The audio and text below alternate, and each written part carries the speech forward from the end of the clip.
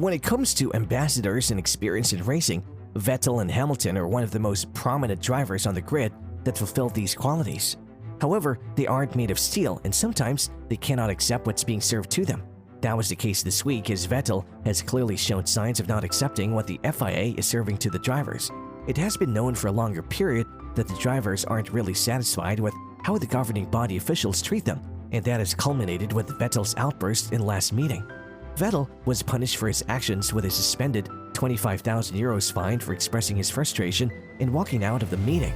However, why are the F1 drivers so mad with the FIA and how they treat them? Stick with us until the end of the video to find out more. Vettel's punishment was handed out to him for exiting the meeting without permission and for not being able to contain his frustration. The four-time world champion has apologized to race director Niels Wittich for his actions, which has mitigated the damage on his financial end. However, it couldn't mitigate the fact that the F1 drivers are more than fed up with the FIA. Vettel, who is one of the Drivers' Grand Prix Association, was accused of breaching the International Sporting Code and F1 sporting regulations. According to the sporting code, it's inhibited to use any words that have caused moral injury or loss to the FIA, its bodies, its members, or its executive officers, and more generally in the interest of motorsport and on the values defended by the FIA. The Friday briefing was the latest meeting between drivers and race direction. Over the course of time, it's become evident that the drivers and the race direction just cannot be on the same page when it comes to race interests. Apart from Vettel, Alonso was the one that was outspoken in multiple occasions. When you see it like this, it seems like the experience they have in the sport comes with the right that they know what's better for their colleagues. However, Vettel crossed the line with his frustration and is leaving the meeting without permission to do so, which is also considered a breach of the ICS. Moreover, it's rumored that Vettel said, "I've listened to this shiz for 15 years and I'm sick of it," when he was exiting the meeting, which is surely something that has added fuel to the punishment.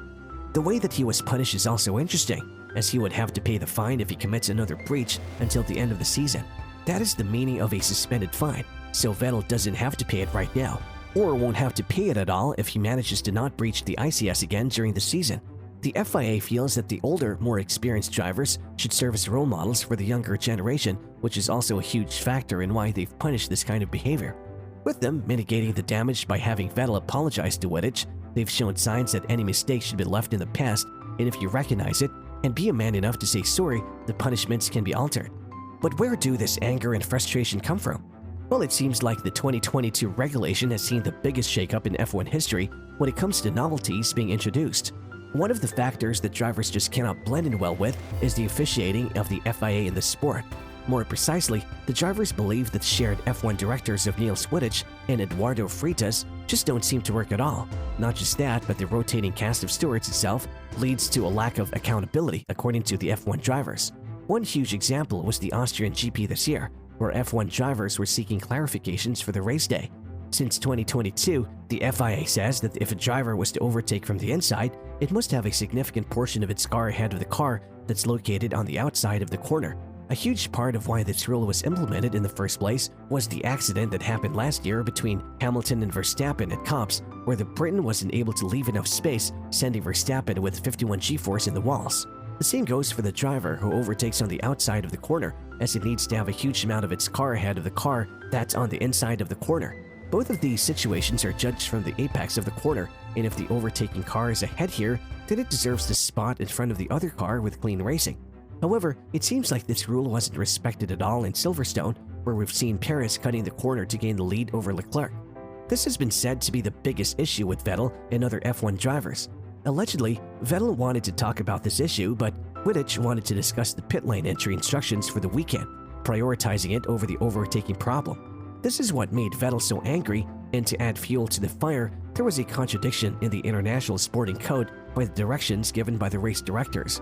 The issue first emerged in Monaco, where Red Bull was very close to crossing the line from the pit exit that isn't supposed to be crossed. The non-compliant underwear and the contradictory rules around drivers wearing jewelry while racing are just other problems that the drivers have encountered with the FIA. Vettel's colleague and co-director in the Drivers' Grand Prix Association, George Russell, says that the drivers are now pushing for a more consistent set of stewards, saying, "I agree that we need to stick with one race director. We need to have more consistency with the stewarding. We come to the following event and often the steward from the previous event is not there, so there's no accountability or no explanations of decisions. We ask questions and it's difficult to get a straightforward answer because the blame is put onto someone else who isn't there, said Russell.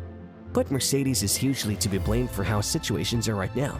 Last year's finale in Abu Dhabi saw Massey being sacked from the position, which was something that the FIA have offered to Mercedes in order to calm down the situation and accept the loss as it is. As a novelty, the governing body brought 2 race directors, as the rotating marshals aren't something new to the F1 sport. The difference between Wittich and Freitas is that they have different understandings and interpretations of the rules, and the fact that the drivers have to meet with different stewards every weekend. The explanations for decisions that were brought in previous races are just so hard to be found. The FIA places its hopes on François Sicard, which was chosen to fill a role that is equivalent to that of a Formula One sporting director. Sicard was previously known as the boss of the Dams racing team, which races in Formula 2. François is a very successful individual, and if there is a man that could fix this inconsistency, it's surely him.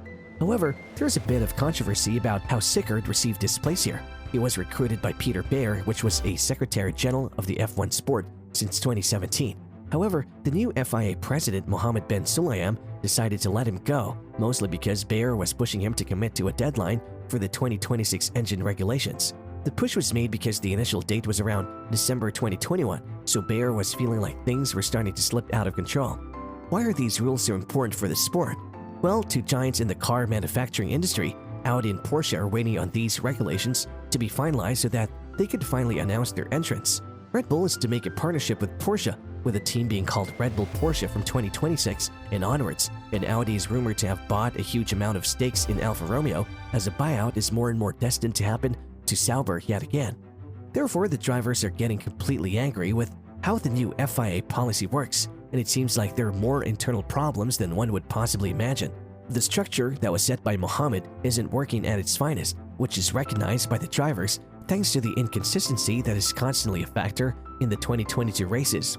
With that being said, it'll be more interesting to see how things will transpire in the future and what kind of changes can the Drivers' Grand Prix Association bring to the table.